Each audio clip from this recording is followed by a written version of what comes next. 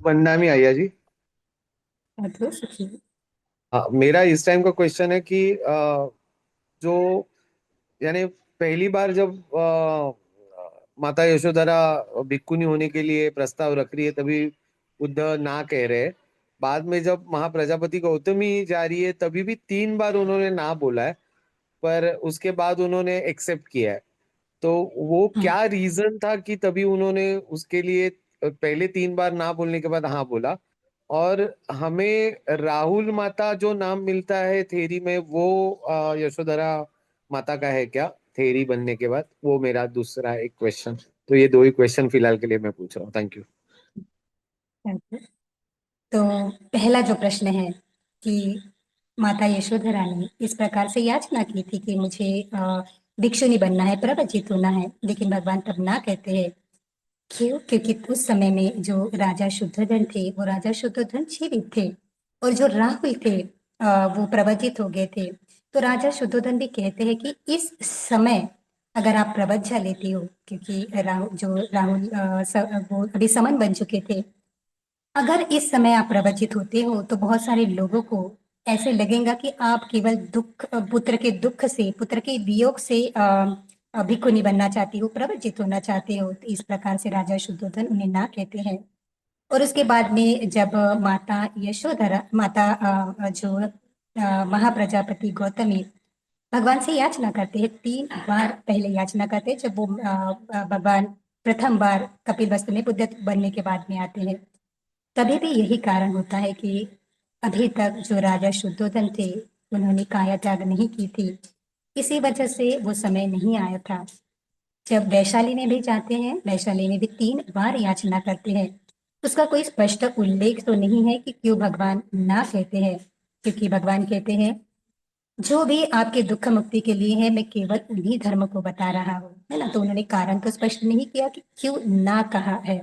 लेकिन हाँ, कुछ तो कारण होगा, क्योंकि जैसे पहले भी, जैसे पहली गाथा थी, पहले जो अनंत थेरी के बारे में हमने पिछली बार देखा था, तो महाप्रजापति जो गौतमी थी, उनका पहले से संकल्प था कि मैं भी किसी सम्यक संबुद्ध के काल में प्रथम भिक्खुनी बनूं। तो अपनी पारमिता भी उस प्रकार से पूर्ण करती है। पद्मोत्तर जो सम्यक संबुद्ध है, उनके काल में ऐसा संकल्प लेती है। तो ये निश्चित ही है कि पहली जो भिक्खुनी है वो वही बनेगी। तो कारण तो स्पष्ट नहीं है, लेकिन हाँ, ये कह सकते हैं कि जैसे भगवान है, भगवान पहले उन्हें देना ज्यादा, लेकिन वो चित्त को देखते हैं। क्या महाप्रजापति का जो चित्त है, उस प्रकार से जो 8 गुरुधम्म भगवान ने पहले दिए हैं, 8 गुरुधम्म को पालन करने में सक्षम है। सक्षम इस प्रकार से शायद हो सकता है, हम तो नहीं जानते, लेकिन इस प्रकार से 8 गुरुधम्मा से ही जो भिक्खुनी शासन है, उस भिक्खुनी शासन की शुरुआत होती है। उसके बाद महाप्रजापति गौतमी दूसरी जो स्त्रियां हैं, उनको प्रवचित और उपसंपदित करती है भिक्षु संघ के सानिध्य में। तो इस प्रकार से केवल 8 गुरुधम्मा से ही उसकी शुरुआत होनी होती है, इसीलिए पहले जो भिक्खुनी शासन निर्माण नहीं होता। अय्या जी, एक्सट्रीमली सॉरी, जी। बट सबसे इम्पोर्टेंट क्वेश्चन मेरा, यानी मैं वो आपसे बात करने में भूल गया। सबसे इम्पोर्टेंट हम्म। क्वेश्चन था कि हम जब डॉक्टर बाबा साहेब अम्बेडकर के बुद्धा एंड धम्मा में पढ़ते हैं, तभी रोहिणी नदी का उल्लेख आता है। पर हमें जी। त्रिपिटक में किधर भी रोहिणी नदी का उल्लेख सम्मा संबुद्ध होने के बाद आया हुआ एक जातक में भी दिखता है। हम्म। तो क्या यानी ये कंफ्यूजन एक बार आप ही सॉल्व कर दीजिए, क्योंकि उसमें भी सॉरी, मैंने 2-3 क्वेश्चन पूछे। एक्सट्रीमली सॉरी है सर।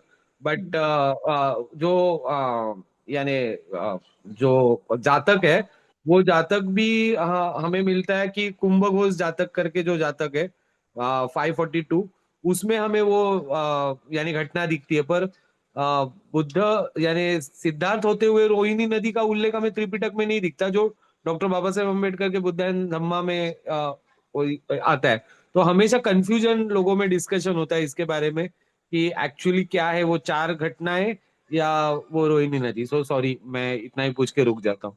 साधु साधु। तो पहली बात है जो राहुल माता, माता यशोधरा के बहुत से हम नाम सुन देख सकते हैं। माता यशोधरा, और क्योंकि उनके गुणों के कारण यश को धारण करने वाली और सभी की माता थी। इस प्रकार से उनकी करुणा और उनकी मैत्री ही इतनी ज्यादा थी कि उन्हें माता कहा जाता था। राहुल माता इसीलिए क्योंकि समन जो पहले समन थे इस बुद्ध शासन के, वो राहुल थे। और राहुल के प्रवचित होने के बाद में ही उन्हें ऐसे लगा कि, पहले भी ऐसे लगता था, लेकिन उन्हें के बाद में ही उन्होंने याचना की भगवान से कि मुझे भी प्रवचित होना है। तो उनके नाम से भी वो जानी जाती है। और उनके गुणों के आधार पर भी वो बिंबा देवी, बिंबा सुंदरी या भद्दा कच्छना करके जानी जाती है। तो हाँ, उनके अनेक अलग अलग नाम हमें दिखाई पड़ते हैं, सुनाई पड़ते हैं, या फिर हम पढ़ सकते हैं उसे। और तीसरा प्रश्न आपका था कि जो रोहिणी नदी का है, तो रोहिणी नदी का जो विवाद होता है, वो पहले भी किसी ग्रंथों में ऐसे आता है कि पहले भी हुआ था। और उसको देखते हुए उनके गृह त्याग के लिए उनको कहा जाता है कि आप गृह त्याग कर लीजिए, लेकिन वो जो प्रॉब्लम है वो प्रॉब्लम सॉल्व हो जाता है, इसलिए नहीं चाहते कि गृह त्याग हो उनका। लेकिन फिर भी जो चार निमित्त होते हैं, वो चार निमित्त, फिर से चार निमित्त उन्होंने जो ऐसा नहीं हो सकता कि उन्होंने देखा नहीं, क्योंकि इतना बड़ा महल है, तो महल में कभी देख सकते हैं कि कोई बूढ़ा हुआ है, तो जरा के बारे में भी जानते हैं, शायद मृत्यु के बारे में भी जानते होंगे, बाकी के बारे में भी जानते होंगे। लेकिन एक ही क्षण में, क्योंकि उनका मन उनको गृह त्याग के लिए बताया गया है, कि देश त्याग के लिए बताया गया है, साथ ही साथ में उनको ये लगता है कि नहीं, पहले से ही उनके पारमिता इतने होते हैं, पहले से ही उनका जो स्वभाव होता है ऐसे होता है कि मुझे लोगों ये दुख का कारण जानना है, क्योंकि उनके गृहस्थी जीवन में भी उनकी कोई रुचि नहीं रहती है। बहुत सारे उदाहरण के द्वारा यह प्रदर्शित भी होता है कि उनको गृहस्थी जीवन में कोई भी रुचि नहीं है, निश्चित ये सम्यक संबुद्ध ही बनेंगे। तो इस प्रकार से उनका जो चित्त होता है वो चार निमित्त के देखने के बाद में, और राहुल जो उनके पुत्र है, उनका उनका जन्म हुआ ये सुनने के बाद में अब उनका निश्चय हो जाता है कि नहीं, अभी मुझे गृह त्याग करना है। तो गृह त्याग उसके बाद में बारे में हुआ।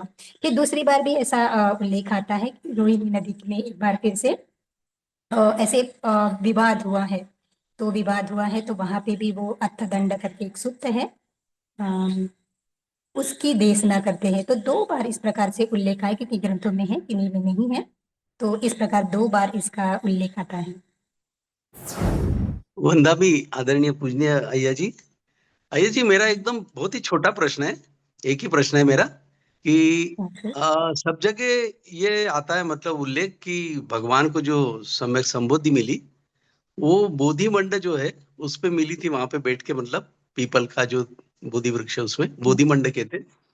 पर आपने जो शब्द वापरा, मतलब नाभि मंड, तो इसके पीछे जरूर कुछ कारण होगा जो हम जानना चाहेंगे। नाभि मंड बोला आपने, कृपया हाँ आप जी, मैंने इसी बताएंगे। बारे में बोला जी। कि जो पृथ्वी का केंद्र होता है ना, आप अगर बोध गया जाएंगे तो वहां पे लिखा भी है इस प्रकार से कि यह जो स्थान है वो स्थान पृथ्वी का केंद्र है। क्यों? अच्छा। क्योंकि एक बोधिसत्व जब सम्यक संबुद्धत्व प्राप्त करता है, तो उनका जो बल होता है, वो बल यह पृथ्वी को संभालने के लिए उस केंद्र की जरूरत होती है। तो कोई भी जो बोधिसत्व है वो उसी जगह पर सम्यक संबुद्धत्व प्राप्त करते हैं। तो इस प्रकार से वो जो स्थान है बहुत ही महत्वपूर्ण है, इसी वजह से वो शब्द का प्रयोग किया गया है। यह आपको बोधगया में वहां पे लिखा भी मिलेगा।